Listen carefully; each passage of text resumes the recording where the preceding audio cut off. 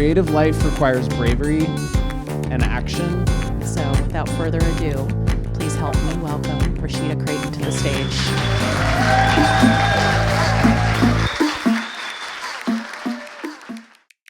Good morning. Thank you. It was like 2 weeks, literally. I had the thought, and 2 weeks later, Michelle was standing in front of me. When I was born, a birth announcement went out. It was like this cute little card, had film strips on it, said, "Star is born." I was like, yes, I'm here. And then my mother put me in these dance classes as a child. And I was thinking like, oh, did you do that to like have this self-fulfilling prophecy? And she said, no, you were clumsy. And like you would trip over your own feet. And so we were just trying to get you a little bit of grace. Nothing like a parent to like just bring it straight to you, right? But I have a love of music and dance and movement. And so as I was reflecting back and preparing for today, I started thinking about that process. They put me in ballet, tap, and African. Y'all, I must have been like super clumsy. They were like, you're gonna do all the things. But the thing that I most remember about that is that every single time we were learning a new dance, it wasn't about the performance that was coming. It was about the preparation. And so when you're learning the moves, they start them in 8 counts, and you're learning these in 8 counts, and then you're practicing and practicing, and you're in the car, and you're listening to the music, and you're running the dance moves in your head, right? Because when you show up on stage, you want it to be completely seamless. If you've ever gone or watched somebody perform that's like really, really new, and you can see them counting in their head, they're like 1, 2, 3, 4, 5, 6, like whatever the move is. But when you have practiced and you've prepared, it actually takes you to a place where it looks completely flawless and effortless. And that, to me, when I think about movement, our lives are made up of all of these points, all of these moves, all of these moments. It might be about a place, it might be about an experience, it might be about how you think about things, but every part of our lives, every chapters of our lives have these movements that permeate them. But it's never about the movements, it's always about the process and the preparation. So I want y'all to walk with me a little bit through my life journey. When I was 12, my friend Alicia, she is my oldest friend. We've been friends since we were 2 years old. I'll let you do the math. This year is 44 years that we've been friends. And she had gone on a family trip to Atlanta. She came back. She was like, we went to this school. And I was like, where'd y'all go? And she had a brochure for this school called Spelman College that I had never heard of in my life. And she handed me the brochure. I flipped through it, and I was like, I'm going here. I'm gonna go here, I'm gonna be a lawyer, this is what I'm gonna do. Now, there are several people in here that know me, so they know this, but the rest of you that don't, I am the poster child of type A personalities. There is a plan, we are going to do it, we are gonna execute, we're gonna check all the boxes. I like check boxes and to-do lists and all the things. And so I had a plan. And everything that I did, I'm a Richmond native, born and raised north side, like right not far from here. And everything was about, I'm gonna go to Spelman, I'm gonna be a lawyer. I got to Spelman, and I was like, all right, it's time to be a lawyer. Now, let's be clear. Please don't worry, don't be concerned that I did not enjoy my high school and my college years. They were the best times. Had a ball. But my freshman year at Spelman, I literally was like at the law school fair, standing there like, so tell me about your school. Tell me more about what you offer. Oh, this is interesting. Nope, not you. So by the time I got to my senior year, I was like, all right, so I'm applying to these 6 schools. We're gonna keep going. Still working the plan. And I got to law school and I got to my second year and I was like, I've been in school since kindergarten. Y'all was tired.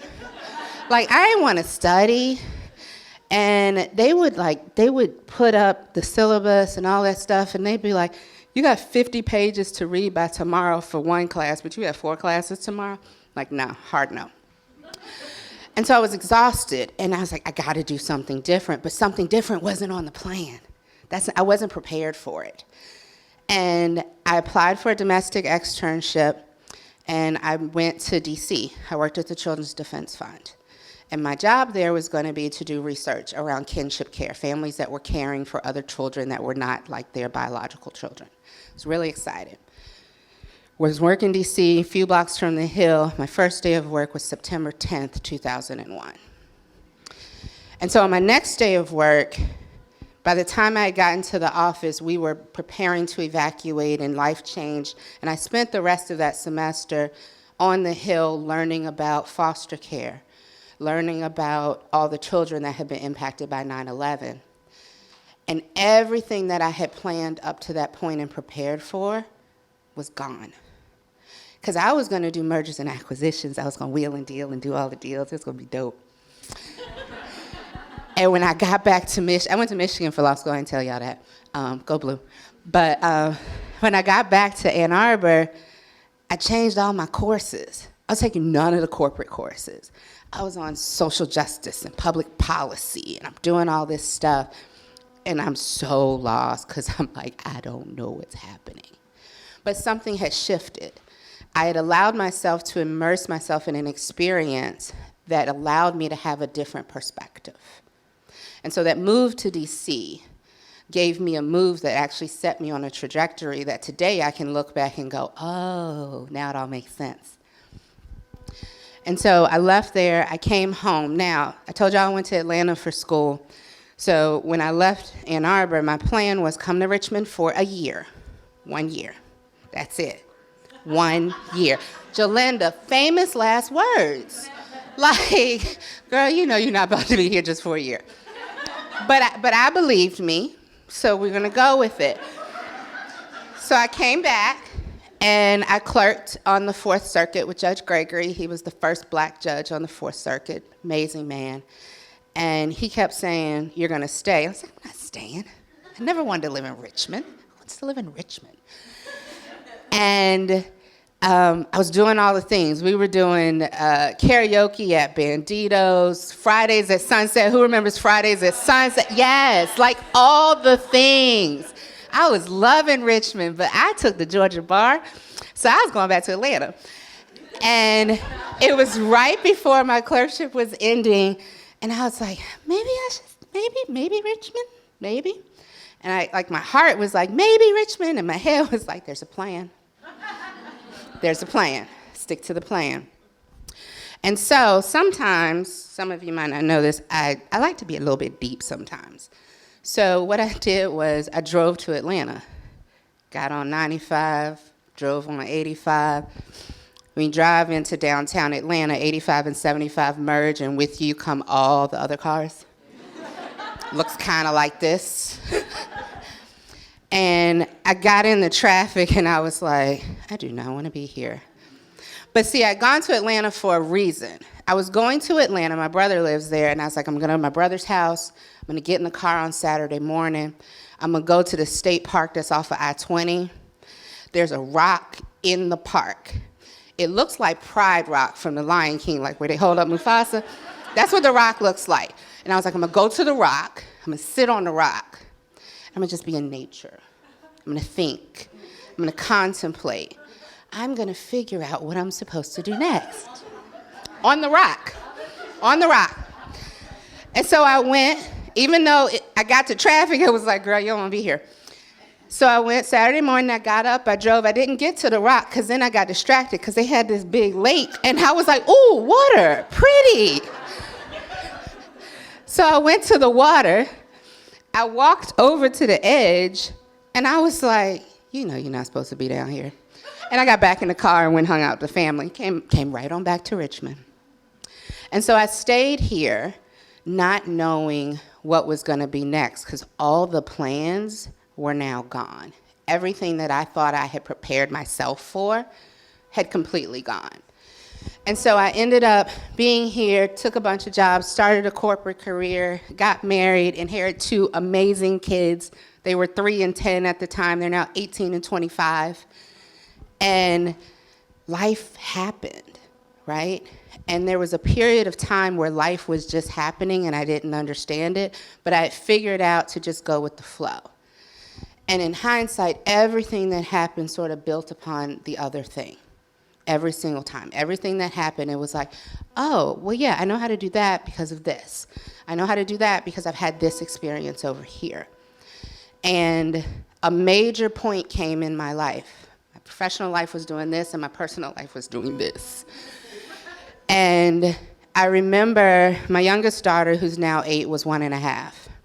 And a few months before everything really changed, when I would take her to school, so in the mornings I would take her to the daycare, and I would carry her in my arms. I had my bag, child, walking out the house, and I'd say, it's time to leave. Say bye-bye, house. And she'd say, bye-bye, house. And every time I said, say bye-bye, house, a thought would come in my head. One day you're going to say bye for real. And I'd be like, that's weird. Strange kind of thought that goes through your head. But it would happen every single time.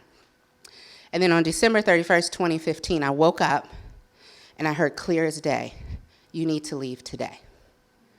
And so by 1 o'clock that day, I had packed up my daughter, all of our stuff, and we had come back to Northside to my parents' house. And I began this journey of a divorced single parent, separated then divorced single parent, that I didn't think I was prepared for. But what I've come to realize is sometimes we have the lists that we check off and we navigate through. And sometimes life is preparing us when we don't even recognize it.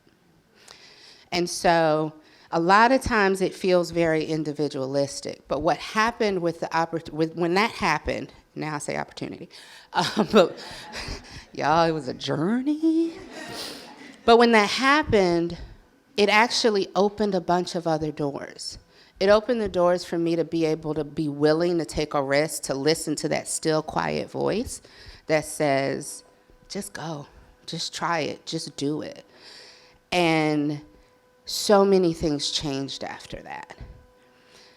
And in 2019, I was leaving my corporate position. The team that I was working with didn't know this, but this had been in works for a year. They had asked me what I wanted to do next. We were trying to fabricate all these things, and nothing made sense. And I finally said, I think it's time for me to go.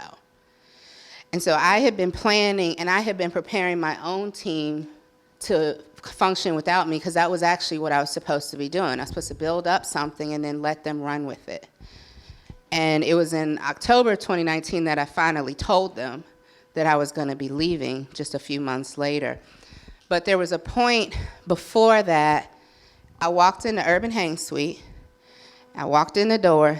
Kelly Lemon, who's in the back over there, Kelly was right over here.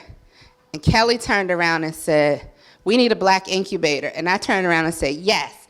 And then Kelly went that way, and I went that way. And we didn't have this conversation again for a few more months. And then we started working through, what does that look like? What could it be? And then we added Melody Short to the mix. And we started building this thing, right, for black entrepreneurs in the Richmond region. And as we built it, there were very few people that knew what we were working on. There were very few people that knew what we were doing. We're shifting and moving. COVID is happening now. We're like, can we start the way we planned? What are we doing? And then Ahmaud Arbery was murdered. Breonna Taylor was murdered. George Floyd was murdered.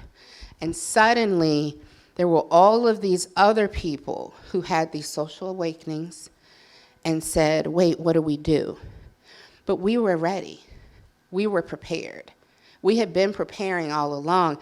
And so the preparation that we had been doing was for this thing here. But what it became was a part of a much bigger movement and need. And so now we have First Jackson War Collective, now JWC Foundation, that is a part of a much larger movement, but all of it was about preparation. Each of us were preparing individually, and then the time came to prepare as a community so that we could then become a part of a bigger movement and a bigger community. Because that's what, the movements are not about the thing, they're about the process. It's all about the process. And so now I'm preparing for the next thing. My youngest daughter and I are preparing to buy another house, and I told her we'll do it in a couple years. And it's been fun to kind of watch and start to teach her what that process looks like. Because I said to her, okay, I want to buy an older house in Northside. We're going to renovate. We're going to do it ourselves. Let me be clear. Do it ourselves does not mean like I'm going to do work. There will be none of that. If you know me, you know I am happy to outsource, protect your peace, work your budget, hire people that know what they're doing. But we're doing the practical things of like saving money and those things, but what we're also doing is dreaming together and imagining together and challenging our thoughts about what things should look like and designing something that is special for us so that when the move happens, that'll just kind of be a non-event. It's all about the process. So that's what I want to leave you with today. It's all about the process.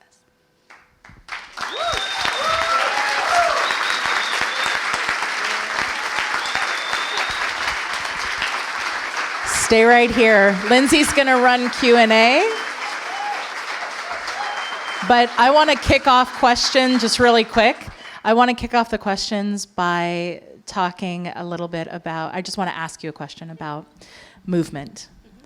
So what is it right now that you are in the process, aside from the new house and obviously Jackson Ward Collective, Jackson Ward Foundation, what is now the biggest part and has the most focus for your movement? The thing that has the most focus for me is around entrepreneurship and Black entrepreneurship. And there are a lot of things that tie into that. It is about financial freedom.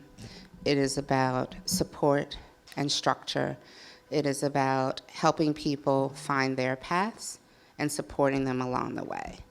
And that is what professionally has my attention. What personally has my attention, living an authentic life that is on my own terms and within my own boundaries. The thing that I posted about this a couple days ago, my daughter used to say to me, "Mommy, you're always working." And my mom said to her the other day, your mommy has to, she wanted to do something. She's like, your mommy has to work. Your mommy is always working. She said, my mommy's not always working. And I was like, shut up. Because that means that she sees me present. That means that she sees that I have time for her, that we have dance parties. She's been dancing to this song with me. She's mad that she's not going to see Beyonce with me. She'll be all right. But like, she sees us and she has connection. And so the slowing down on the personal side of life is what I'm also focused on. So lovely. Who else has a question? I do. Yes. Yes, Lindsay.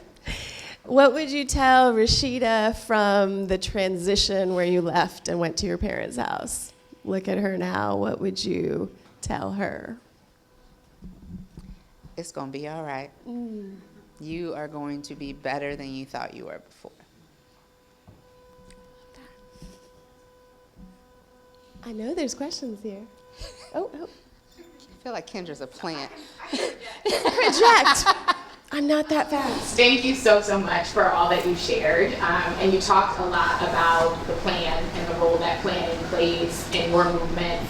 I'm wondering what the role of courage also might be when it's time to enact a move. And so I'd love for you to talk about how that shows up for you.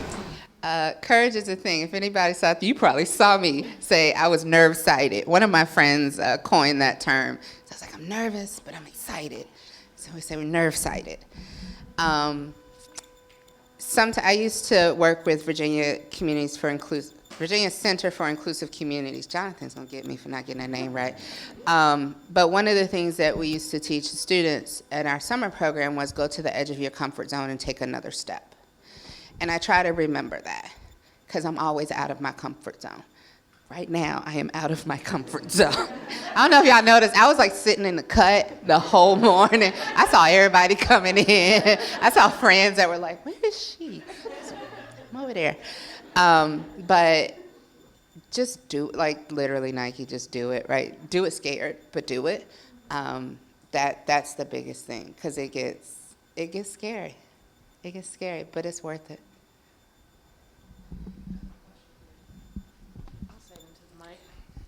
So I have seen how the Jackson Ward Collective has come together, and I would say you, Melody, and Kelly are all three amazing forces in this town in your own right. And I think Richmond sometimes has traditionally felt like a middle school where you sit at your table and I sit at my table and I'm gonna sit over here at this other table, and we don't always come together to move things forward, and we don't always tap into the resources that already exist.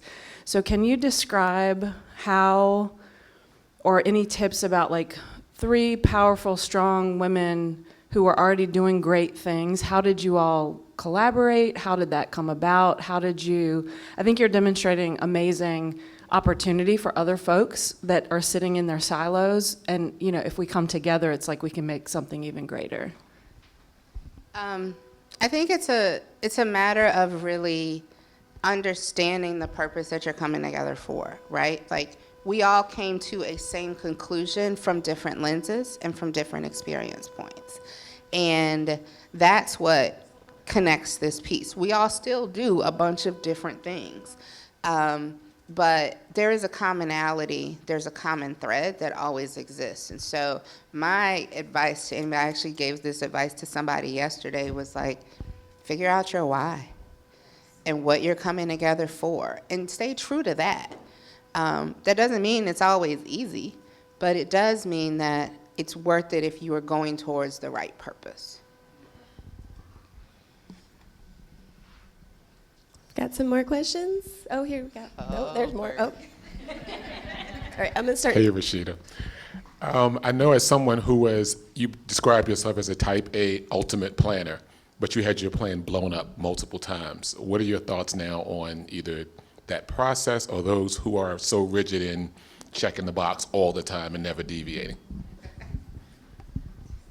Bert was the first person I met when I got my corporate job, y'all. Let it go. Like, we're going to be Elsa and let it go. I told you I got an 8-year-old. I know all this stuff. But, like, I still have my list. I got my task list. I got all, like, there's stuff you got to get done. So if you got that need to check the box, check the box. But some of the most beautiful things have come out of, okay, well, let's just see what happens. Like, and sometimes it's the plan blew up and you just be like, okay, well, moving on.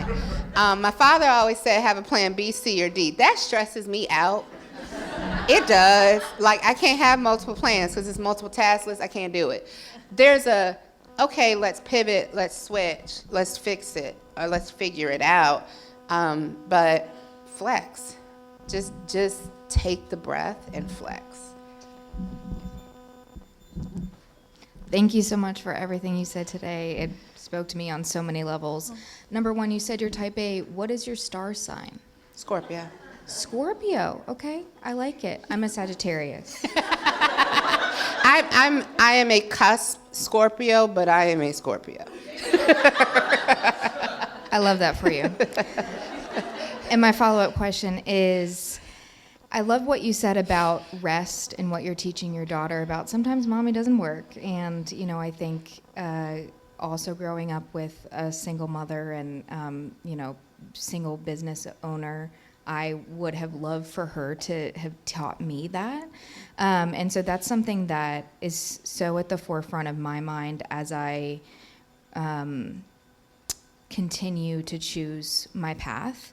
And so I was wondering, what Richmond is so great for multi-hyphenates and you know, you can do a bunch of different things everywhere. What's the voice that tells you to go, and what's the voice that tells you to rest, and how do you listen to that?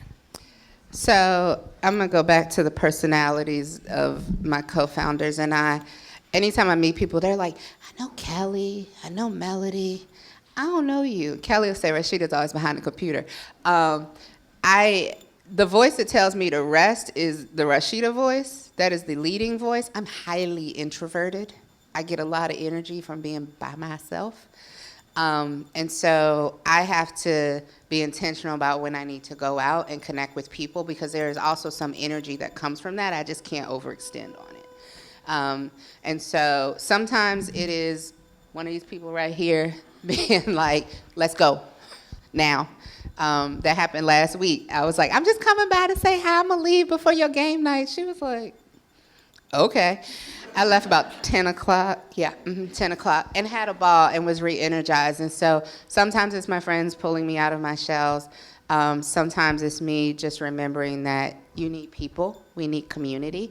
And even though I work in the community, I do a lot of community engagement, that doesn't always mean that you are in your community that feeds you, right? That's me feeding out to other people. And so it's just a regular reminder. Sometimes it's a text message or a call, and sometimes it's just like, girl, go outside. Touch grass. I tell myself that a lot. Touch some grass. The kind on the ground.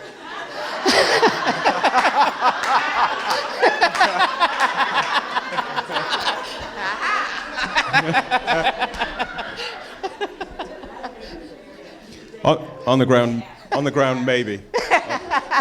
So I got two questions.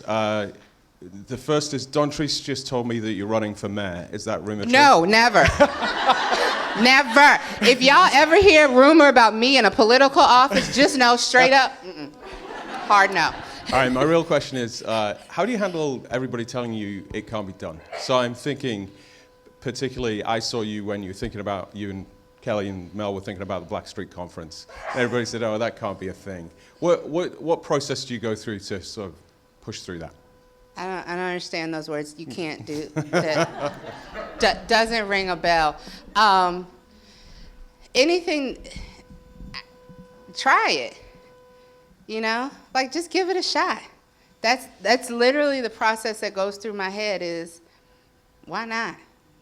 What if you fail? What if you fly? Just try it. And sometimes it might be super fantastic, and sometimes it might be like, oh, well, that didn't work out so good. But I believe in no regrets and lessons learned. And so it's all a life lesson. So I don't even spend a lot of time. I remember, I told you about my Spelman story. My uncle, one of my mother's brothers, I said, I'm going to Spelman. And he said, what if you don't get in? I got so mad at that man. I was like 15. Y'all see, I still got an attitude about it. Because I was just like, how dare you even suggest such a thing?